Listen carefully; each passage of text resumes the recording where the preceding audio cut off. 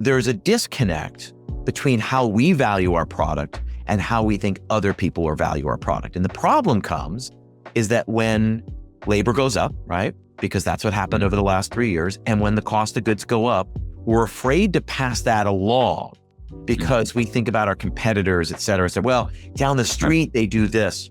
The bottom line is we have to create a business that has no competitors, right? Welcome to the Restaurant Leaders Unplugged podcast, where real talks with restaurant leaders take center stage. Discover the challenges and victories that define success in the culinary world. Dive into essential strategies from marketing to operations and gain insights that will transform your approach to your restaurant business. Don't just keep up, lead the way. Join me, your host, Sebastian Stahl, on this journey to excellence. All right. Welcome to the Restaurant Leaders Unplugged podcast, Chip. It's really a pleasure having you here. Glad to be here. All right, Chip. Well, let's start from the beginning, right? So how did you get started in the restaurant business, in the hospitality business? Can you share a little bit about your background, how you got into this, and really your process and how you evolved in your roles over time? Yeah, I think like a lot of us, I took the back door into the industry. It was my first job. I think it's 9 out of 10 Americans say the restaurant industry or hospitality in some way was their first job. It was my first job, folding pizza boxes in high school. I waited tables through college and I moved to New York City to be an actor. So I came here to do theater. And what do you do as an out of work actor? You get a job in a restaurant. And I did that. I'd work in a restaurant, then I'd go away and do a gig and I'd come back and I'd work in the restaurant. And I'd go away and do a couple more gigs and I'd come back. But for a long time, it was just a lily pad I kept jumping back to. And at a certain point, I don't know, maybe like 6 or 7 years into it, I sort of looked back at my theater resume and looked back at my restaurant resume. And I was like, the theater resume is okay, but the restaurant resume is sort of lights out. I'm a creative person. It was all sort of wrapped up in the creativity that I wasn't finding in the arts and the creativity I was able to connect with in the restaurant industry. I was working with incredibly skilled, incredibly passionate, very creative individuals, chefs, restaurateurs, other operators in there. And I was actually able to fulfill a lot of that because sort of feed the creative part of my soul. The rest is history. I did just about everything you could do front of house. Eventually working all the way up through operations, then into the back office, doing a lot of marketing, which is when I started consulting, doing marketing for a lot of restaurants. I'm sure you know that well. That ultimately led me through the pandemic back to school. I got my MBA and now I run a coaching program for restaurant owners. So it's a truncated 24-year journey there. For sure. And Chip, so through your whole journey, what really inspired you? What made you really think of making the move and going into restaurant consulting?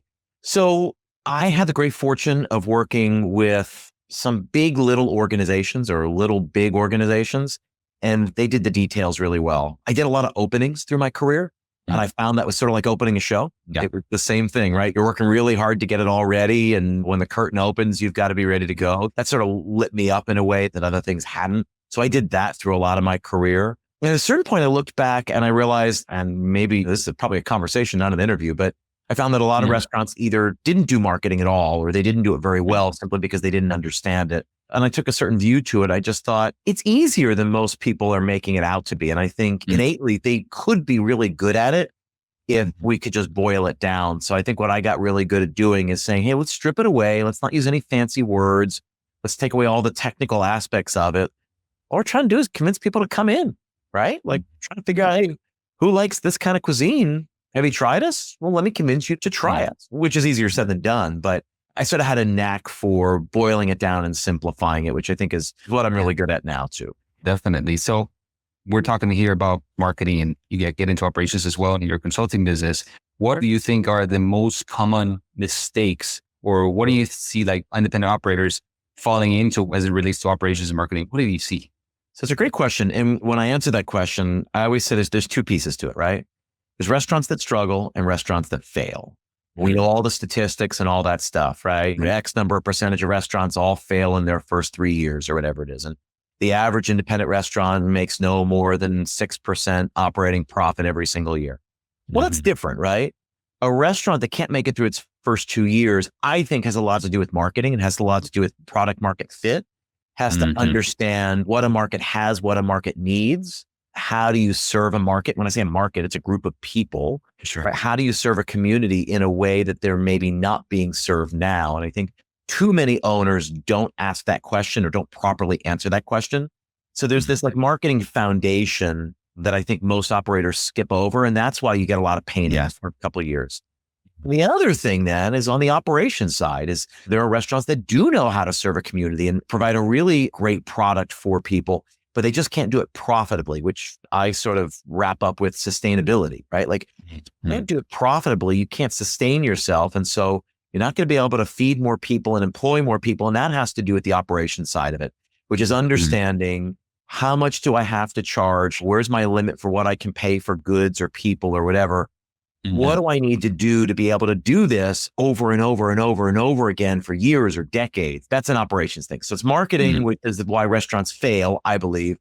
And the profitability piece, the operations piece, which has to do with being able to do it sustainably, profitably.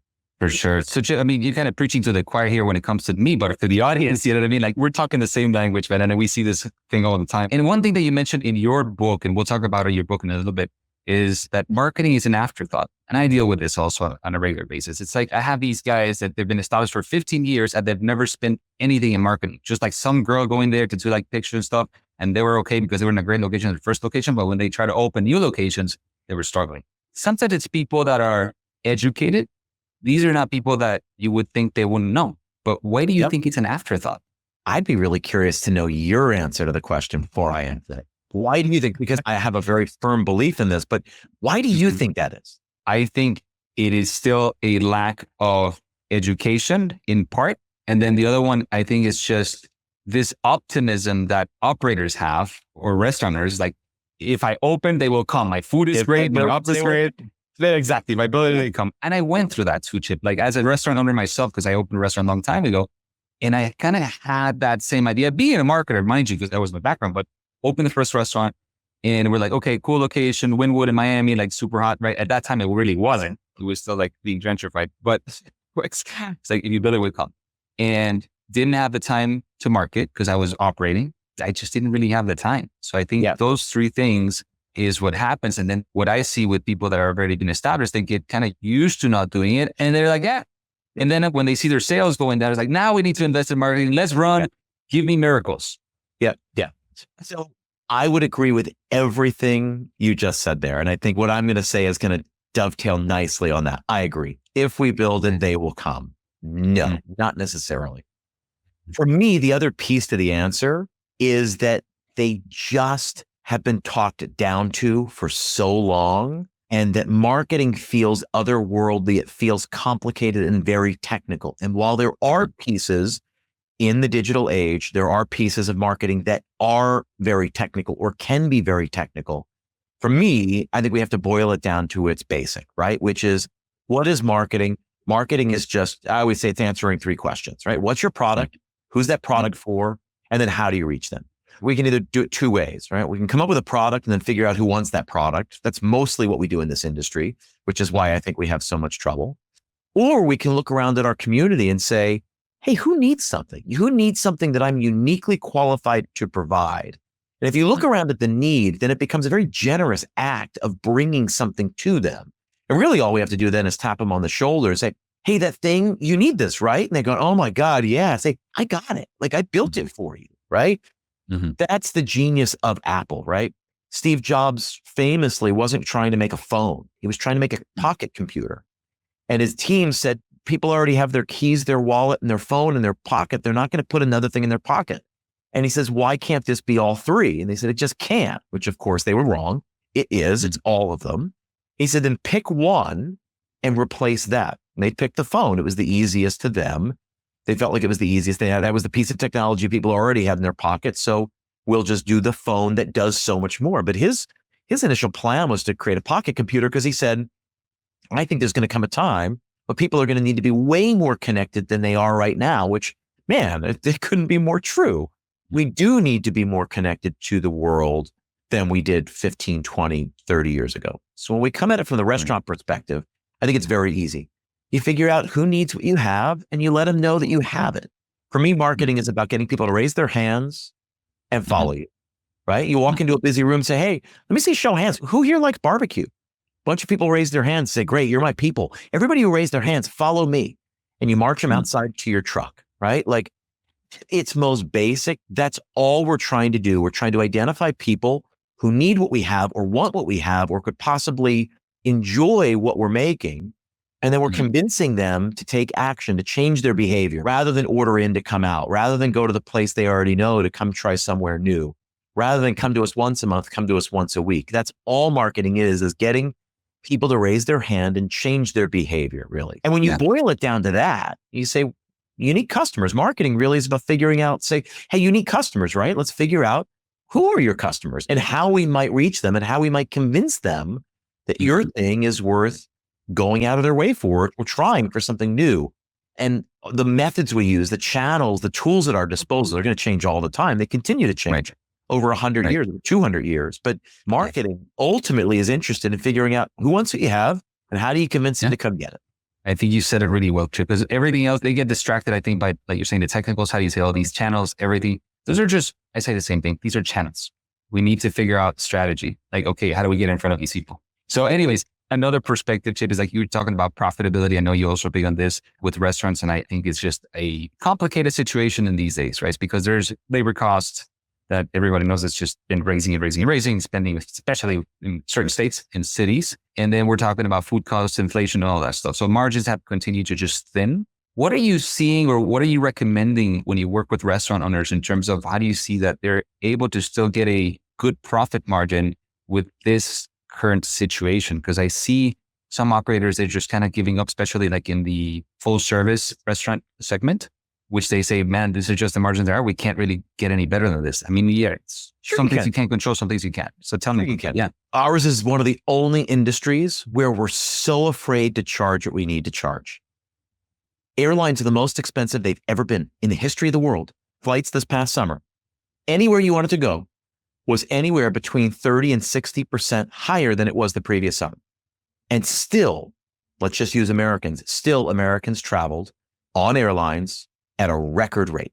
So there's a disconnect between how we value our product and how we think other people will value our product. And the problem comes is that when labor goes up, right? Because that's what happened over the last 3 years. And when the cost of goods go up, we're afraid to pass that along because we think about our competitors, et cetera. So, well, down the street, they do this. The bottom line is we have to create a business that has no competitors, right?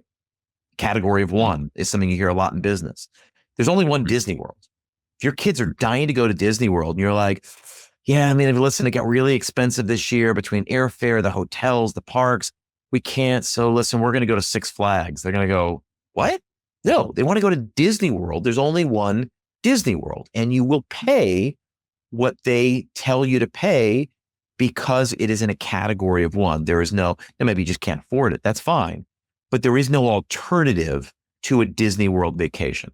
So it's a big exaggerated example I'm using. But the bottom line is, I think most operators have created a product that's undifferentiated from so many around them. You look at Chinese food, you look at sushi, you look at so many Mexican restaurants, you look at an Italian place. It's like they all got carbonara, they all got bolognese, they all got pomodoro, they got like, where's the differentiation? Right? I always talk about the commodity mindset versus the luxury mindset. Not luxury goods, but the luxury mindset, right? What we have in food service and restaurants is a luxury. Make no mistake. Americans dine out 2 to 3 times a week between ordering in, right, from takeout and delivery and going out. It's about 2 to 3 times a week on average. 100 years ago, it was 2 to 3 times a year is when people went out. Like it's in an industry that really didn't even exist 100 or 150 years ago, certainly not like it does today. That's extraordinary, but nobody needs what we have. People can go to the supermarket and feed a family of 4 for pennies on the dollar, for a fraction of what it costs them to feed a family of 4 at a restaurant. They come out because they don't want to shop. They don't have to fuss. They don't have to, do all the cleanup afterwards. They just want people to wait on them. They say the experience of that is worth, I've been working really hard. I just want to get taken care of for an hour, which is fair and incredible. And I'm the same way. What happens is when we get into the commodity mindset, right? When we say, well, that people aren't really going to pay this, it means that it's undifferentiated, right? A commodity means all things being equal, right? Flour, gasoline, eggs, milk, they're commodities. Most people don't know the difference between this milk and that milk. It's milk. I'm going to pour it on my cereal. right? It's gasoline. It's going to make my car go from here to there. The commodity product, right? All things being equal, right? A consumer will make their decision based on familiarity, convenience, or price. Familiarity means famous. You're never going to be the most famous burger joint. You're not going to be the most convenient because there are way more McDonald's than your hamburger shop, right? So you can't be the most famous. You can't be the most convenient to the most amount of people. And you're certainly not going to compete on price because the big chains have huge purchasing power and they'll drive you into the ground. It becomes a race to the bottom. So the only alternative I see is to create a product where people are willing to pay a little bit extra for, are willing to go out of their way for. And that's one of the biggest problems that we're facing right now.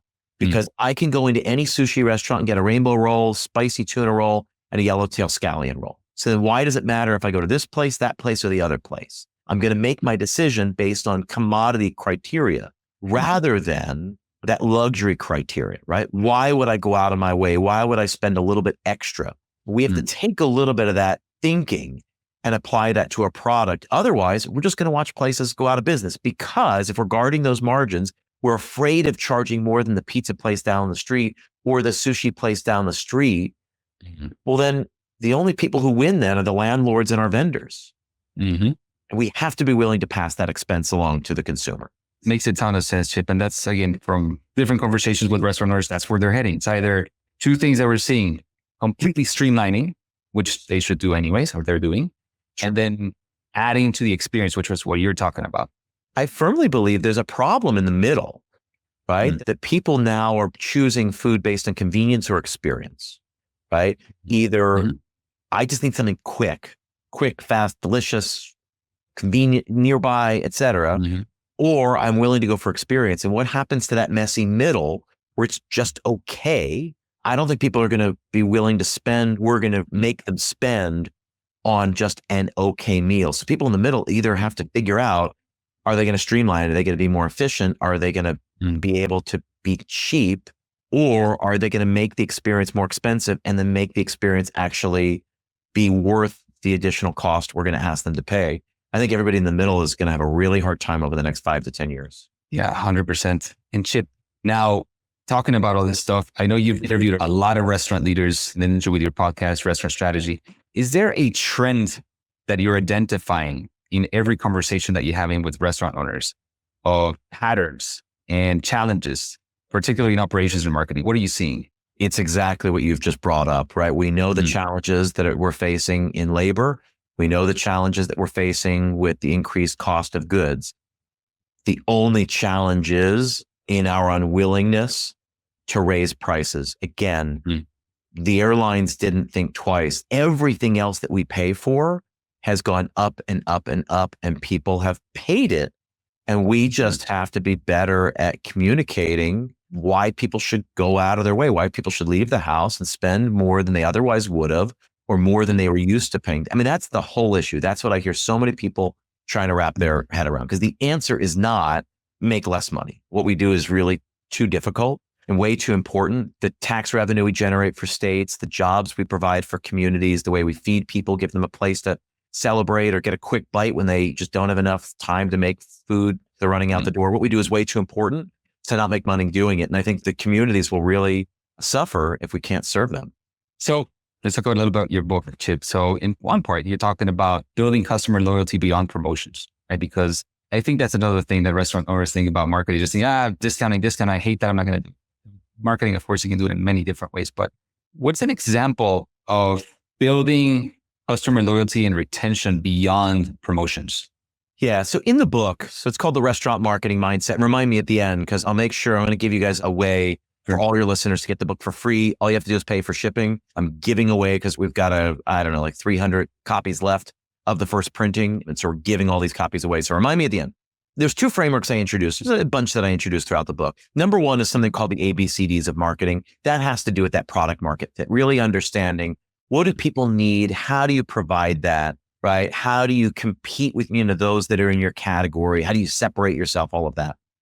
The other way, the other framework that I talked about is, okay, once we know all that, now what? Like, how do we actually market? And I introduced something called the triangle principle. Because in my experience, there's really only three things we need to do, right? We need to get people in the front door. That's customer acquisition. So how do we raise awareness, build trust, and convince them to come try us? Right? There's customer retention. So we say, hey, thanks for trying us. Why don't you come back? Right? Getting our regulars, our existing customers to come back with greater frequency. That's customer retention.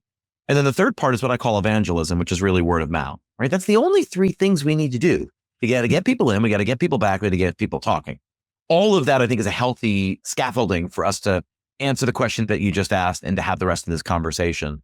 Retention is the most important piece, which is, I'm guessing why you asked this. Retention is the most important piece of all marketing. I firmly believe that we've got all the customers we could ever possibly need. We don't need to get any more customers. I think we should keep trying to get new customers, but we don't need new customers if we can do a really good job at retaining them. I think the biggest missed opportunity we have, we've heard this statistic come out a lot over the last couple of years, right? Which is that 70% of all first-time diners will never return to a restaurant. Look, never.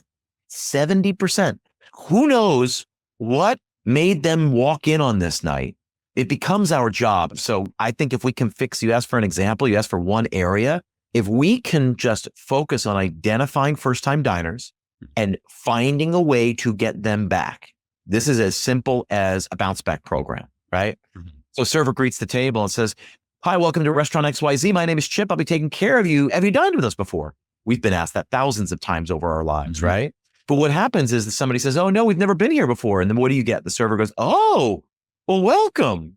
And that's it. Like, that's what you got. You got a brighter greeting. Yeah. But really, that's the beginning, right? You say, oh, well, welcome. Listen, you're in good hands. I'm going to make sure to point out all the signatures. I'll show you some of my favorites. I'm going to make sure you guys have a great time tonight. And then they need to walk over to the manager. And there needs to be a system in place, a playbook, where the server goes to the manager, says table 10 in the corner. It's their first time here. And then the manager finds a time, an opportune time, to come over. And we're not talking 10-minute conversation. We're talking in 90 seconds. It's more than a hollow table touch, less than a get to know you, right? They just stop by and say, hey, I'm so sorry to interrupt. I just wanted to introduce myself. My name is Chip. I'm one of the managers here. And as I understand it, it's your first time here, right? And you ask them a human question. Do you guys live in the area? Are you new to the area? Are you visiting? How'd you hear about us? What made you come in tonight?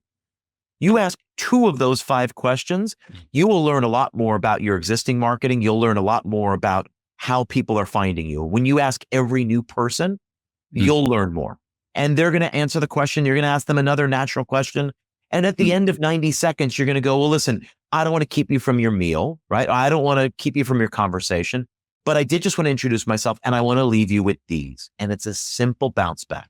It's a business card. It's a postcard. It's a poker chip. I've done that with restaurants. It just says, hey, this gives you $10 off your next visit back anytime in the next 30 days. Come on back. My name is Chip. Again, ask for me. Or if you want, I'm happy to make a reservation for you right now. And so we'll get you back. You do that to every single first-time diner. Are you going to get 100% recapture? Absolutely not. But I promise you'll get 20 to 30% recapture from that. And that will profoundly change that drop-off, that 70% drop-off. That will increase top-line revenue in ways you can't imagine until you put that into place. So whatever that system is, whatever the promotion, whatever the deal, whatever I don't know. I mean, I know what's worked. I know what I do. I'm not going to profess to know what'll work for everybody. But if you make that a priority, identifying first-time diners and jamming something in their hand that gets them back in the next 30 days, it's a whole new business in 30 days. That's great, Chip. And it's so simple, right? But it can be totally missed. We don't have to even go into like digital and all that stuff. It's just like simple, like 4 walls experience and then just having that type of communication. And Sebastian, it's really a flywheel, right? So this flywheel idea, if anybody's not familiar with it, right? Jim Collins wrote about it in Good to Great back in 2001. The flywheel is the idea that like, it's a little cylinder within a big cylinder and you push the big cylinder and then it makes the little cylinder go really, really fast. So you don't have to really work to get the little one. You just do one big one on the big one and it makes the little one go. What happens is when we know there's a tripwire that we know everybody who comes in, we're really good at identifying and we're really good at getting a percentage of them back. And we know that we're really good at getting reviews from our existing customers, right? That's a flywheel. So we know that everybody who comes into the system is definitely going to be invited back and is definitely going to be invited to leave a review. Then we can focus on customer acquisition, this very technical piece of SEO and SEM and paid ads on Meta and things like that. And then we can focus on getting them in. But a customer acquisition is hard to do. It's really cumbersome and it's really expensive. So before we spend the dollars there, let's make sure that we're maximizing the lifetime value of every single customer who comes in. We do that by making sure that all of them are raving fans, all of them are invited back, and all of them can't help but go rave about us, their friends, family, and everyone they know on Yelp.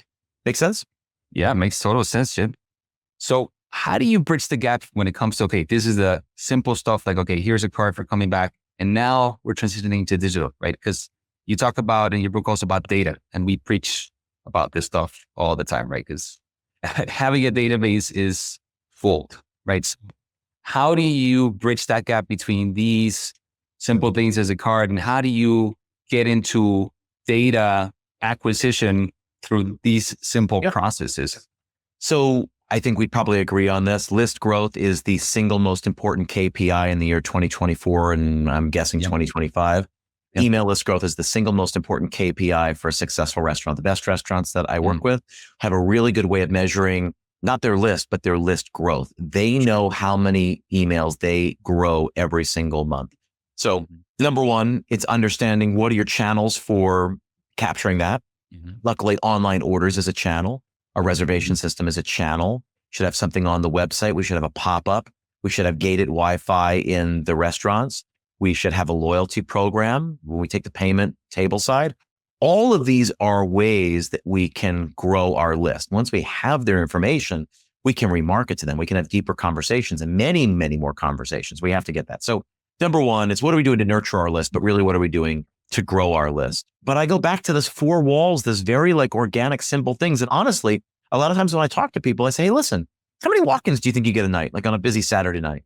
Like, oh, I don't know, 50, 60 covers, right? Like, okay, what do you do? How do you guys manage the wait list, right? Oh, it's a girl with a clipboard, right? And they have the name, Jack, party of 4, right? Cindy, party of 2. We have all these names and none of them are getting put in. Or even in a restaurant that can easily seat you, right? The number of people walking, hey, can you guys do a table for 2, right? And they say, yeah, absolutely, right this way. It's a missed opportunity. So even just there, I used to do this years ago, back when I was opening restaurants. I used to do the maitre d'. I used to be at the front door. And it just struck me as strange that we wouldn't stop and introduce ourselves. So people would come in and say, hey, I'm sorry, any chance you guys have a table for 2? And most of my colleagues would say, yeah, absolutely, right this way. But I would stop and say, yeah, we can do that. My name's Chip. What's your name? And they would say, oh, and they would, we're not psychopaths. I have introduced myself. They'll introduce themselves. And I said, great. Are you in our system? And I would take 30 seconds to say, well, let me just get you in here. This way we know in the future. We take their phone number and their email address. And the people that don't really want to do that will tell you, I'd really rather not. And you say, okay, no problem. Have a good meal. And then you're back to the beginning. But I would say 80% of the people will easily give you their stuff. So it's another data collection point, right? Somebody walks in off the street. Let's know who they are so we can thank them later. So we can remind them later of the great meal they had. So understanding list growth, all the channels, and understanding that we can bring that into the 4 walls and actually do this very organic, very hospitable things. Just introduce yourself when they walk in and ask for a table for 2. It doesn't have to be quite so transactional. We have 30 to 60 seconds to be like nice human beings to each other. That's great, Chip. Again, I love hearing that, man. Because we talk about this all the time, but it's difficult, I think, for restaurants to implement it. They're just like, oh, the host won't do it. They're afraid. They don't want to do it. It's uncomfortable, whatever it is. But I think it's part of because they don't really see the value of what they're getting. What I talk about all the time when we talk about hiring, training, culture, all of that, right? 4-step process. Number 1, you hire for it. Number 2, you train for it. Number 3, you model it. And number 4, you coach. So you hire people, meaning you find people who have the capacity, meaning maybe that's just poise, confidence. Is this the kind of person who will do that when I tell them to do that, right? If they're too shy, if they're too afraid, if they're standoffish, then that's not for you. So you control that when you hire them. Then you train them. You say, okay, great. This is what we do. You systematize it. Say, when someone comes in, when we get a walk-in, we always introduce ourselves. Yeah, I can get you seated. My name is Hannah. My name is Chip. Whatever your name is. What's your name? And you stick out your hand and you shake their hand. We're human beings. So you find people who have the capacity for it. That's who you hire. You train them for it, meaning you walk them through it and you make sure they're comfortable and confident in doing what you need them to do. If they don't have the capacity, you don't hire them. If you try to train them, they show they're incapable, then you don't go any further. And then you model it, meaning you get up there and you show them how to do it. You show it in real time. And then you turn to them and you say, you see what I just did there? You see how we did that? That's how it should feel. And then finally you coach. When they're doing it, you pull them aside and say, hey, I just heard you at that table. That was great. That was perfect. Or I just overheard you. And you know what I might have done? Or next time I would work on this. That's how you coach in real time. It's not like we train for a week and then we let them out to the wolves. We continue fortifying the lessons and we continue getting them better and better. And I'm sorry, we're never that busy. As busy as we are in the weeds, we're never that busy that we can't just provide that ongoing training and coaching in real time. Yeah. No, that's great, Chip. So this is actually getting into a little bit of leadership, right? Which I also think you're big on. And I think it's key in any business or restaurant industries is very important. So what do you see as the biggest challenges with restaurant owners that they're facing as leaders? And how do you coach them for those challenges? First problem is really understanding the distinction between leadership and management, right? That leadership is setting a vision, setting a course, saying that's where we're going, meaning this is who we are. This is how we do things. This is why it's important that we do things that way. And then the manager comes in, and maybe this is one person wearing two different hats, but you have to be the leader, which is setting the vision, explaining what we do, how we do it, why it has to be done that way. And then the manager is really interested or responsible for implementation, execution. So this is where we're going. So let me teach everyone how to dip their oar in the water and row together. I'm going to teach everyone that's how we're going to get across the lake. We need everyone going all together. We need everybody rowing in the same direction, all of that. Those are two different things. And the other thing is that what happens is that there's so many, especially at the independent level, is that the owners feel like they got to do everything, right? They can't rely on people. They can't trust people to do it. And that's a failure on the part of the owner. And I mean that in the most respectful, most wonderful way possible, right? If you're responsible for the problem, you get to own the solution. I always talk about the importance of systems and goals, right? The system is just a repeatable set of actions. So we're going to get from point A to point B, meaning this side of the lake to that side of the lake, or we're going to grow check average by $5 over the next 60 days. Okay, well then what are we going to do? What are the repeatable set of actions? Well, I'm going to get the right people on the boat. I'm going to give them all an oar, and I'm going to make sure they're all rowing together so you get there as efficiently as possible. That's how we get across the lake. And it's the same thing with growing check average, right? So we say, hey, we want to increase PPA, per person average, by $5 a head over the course of the next 60 days. Well, what are we going to do? Maybe we're going to look at the menu. Maybe we're going to look at our steps of service. Maybe we're going to look at our server scripts. Maybe we're going to retrain our team. Maybe we're going to offer some new items, some specials. There's a million ways we can do it. One is saying this is important to the health of the business to grow our revenue. And the other side, the manager says, okay, then nuts and bolts, brass tacks, how are we going to do it? And who's going to actually build the scripts and who's going to actually do the teaching? Who's going to provide oversight and check to make sure that people are doing what we need them to do, et cetera, et cetera. Most of that management stuff can all be delegated out and really should be delegated out so that the owner can continue to step away and observe. What happens is when you can step away, you get perspective. That when you're mired in it, right? We always talk about the importance of working on the business rather than in the business. The difference becomes that when you step out, you then have perspective.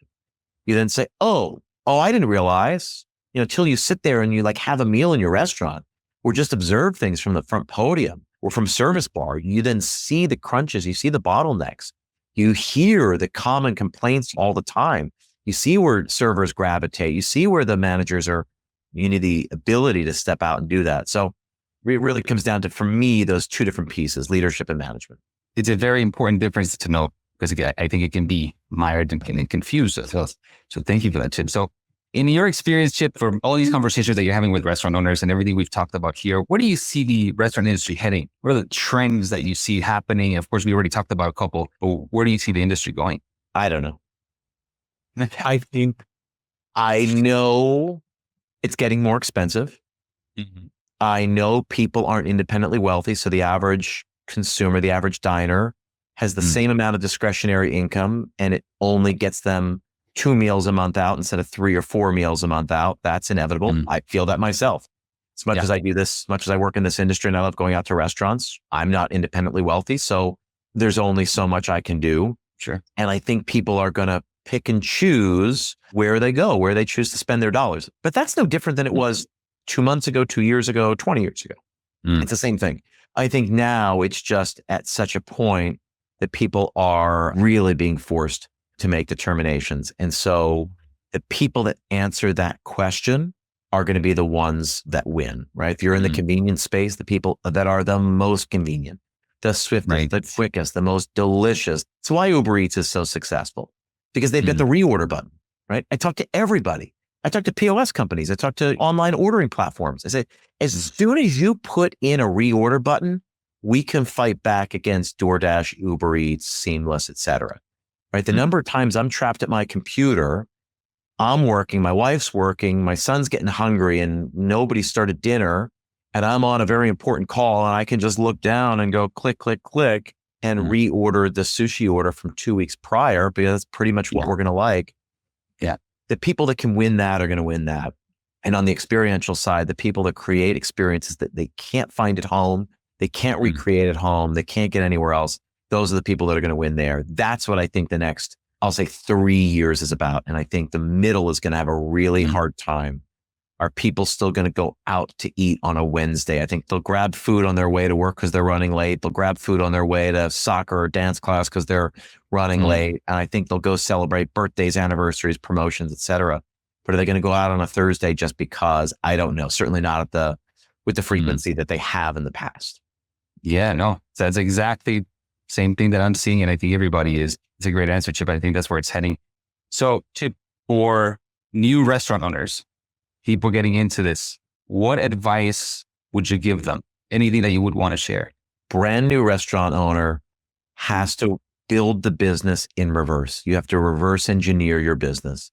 I had the great fortune of having John Taffer on my show a couple of months back, and he talked about Taffer's Tavern, a couple different locations, and he talked about how he completely reverse engineered that restaurant.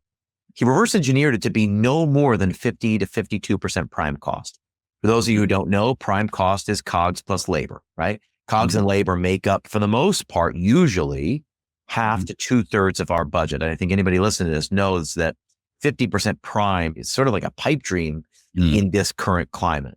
John Taffer said, he's like, I think food's only going to get more expensive. I think labor is only going to get more expensive. And so we need to build something that prepares for that. So his restaurants run it between 50 and 52% prime. I think that's what we're going to have to do. I think you have to reverse engineer your restaurant to be able to be really efficient. It doesn't matter what you can serve or what you want to serve. It's what you can serve profitably. What can you do with the least amount of prep, with the least amount of personnel, get the biggest bang for the buck? Because you have to be able to run efficiently, because 10 years from now, if you're running at 60, 65% prime cost now, it's going to be at 75 or so in 5-10 years, and you're going to be sunk. There's no way you can operate.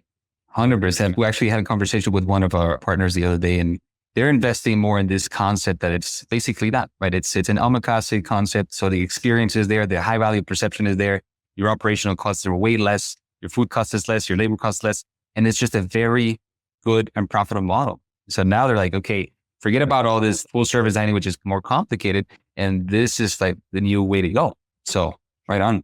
And Chip, last question for you. This is on a lighter note. What's one thing about you that most people don't know about and would find it surprising? A lot of people are surprised to find out that I started in theater, although now I have a podcast and I'm on stage. So that's usually my go-to answer, although we sort of led with that. So I don't know that it's as surprising to your listeners now, but yeah, I had a whole career in theater. I was an actor, dancer, singer, choreographer, director, producer. I ran an off-Broadway theater company for 5 years, and all of that was sideline of my restaurant career. And I think people are surprised to find out that I got a BFA in theater and an MBA in food marketing. And I don't know how they dive together, but they do. It's a good mix, Chip. I think it fits you well. And of course, what you do now. Tip. And lastly, is just for people that wanted to get your book, you talked about, of course, sharing the link, sharing something with them. Where can they find it? And also, if they want to get in touch with you. Yeah, for sure. So you can get the book. It's called The Restaurant Marketing Mindset. You can get it anywhere you find books. You can go to Amazon, all of that. If you want to get it for free, so I'm guessing that's going to be appealing to people. If you want to get it for free, just go to our Instagram page at Restaurant Strategy. Send us a DM. We've got a ManyChat automation set up. So if you just DM us the word book, literally BOOK, if you are in the United States, we will send it anywhere in the United States for free. We tried international. It's gratuitously expensive for us to send it. I wish we could. But if you order it, we send you a PDF of it right away. So shipping's like $3.92. All you have to do is pay shipping. Otherwise, you get the book for free. You also get a month of our membership community totally free. So go in there, absorb all the content, download all the free resources that are there. At the end of the month, if you don't want to do it anymore, it's like $97 after that. So if you stay in, I hope you get a lot of value and you stay in. If you don't, I don't care. Just cancel before your free month is out. So you get the free book and you get a free month of that. The online content is really meant to match the content in the book. That's how you do it. Go to @restaurantstrategy on Instagram. Just DM us the word book. You can connect with me directly there as well. If you just send me a DM, we can start a conversation. Fantastic. Well, thank you again, Chip, for all these great insights. It really has been a pleasure to have you on the show. So thanks again. And then again, I hope to talk to you at some point very soon. I appreciate it. Good luck and congratulations on launching this show. Thank you so much, Chip. Appreciate it.